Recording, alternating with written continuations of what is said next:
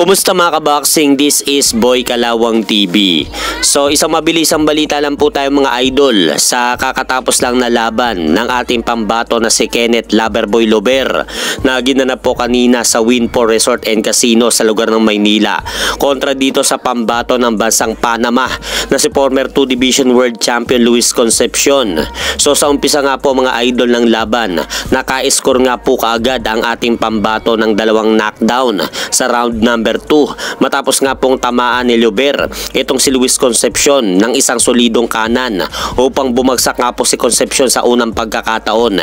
Pero sinerte pa rin po itong dayuang boksingero mga idol dahil halos ilang segundo na lang po ang natitira sa round number 2. Kaya bago pa po follow-upan na mga kombinasyon na suntok ni Kenneth Lober itong si Luis Concepcion sa round 2 ay agad nga pong inabutan ng save by the bell itong si Luis Concepcion. Kaya nagawa nga pong makarecover pa sa laban ni Luis Concepcion. At pagdating naman po mga idol ng round 3, muling pinabagsak na naman po ni Kenneth Lober itong si Luis Concepcion hanggang makarating na nga po ang kanilang laban sa round 5 at round 6. At dito medyo sa pagkakataon na ito medyo nagkakaroon ng kumpiyansa itong dayuang boksingero na si Luis Concepcion na kaya nitong gulangan sa laban ng ating pambato. Pero sa laban na yan, hindi nga po hinayaan ni Kenneth Lober na umabot pa ang kanilang laban ni Luis Concepcion sa isang decision.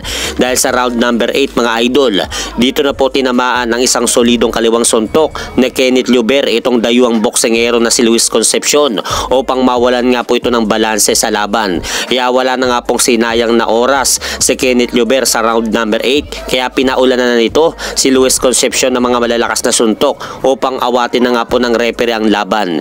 Kaya nakuha nga po mga idol ni Kenneth Lober ang panalo kanina sa lugar ng Maynila via 8 round technical knockout.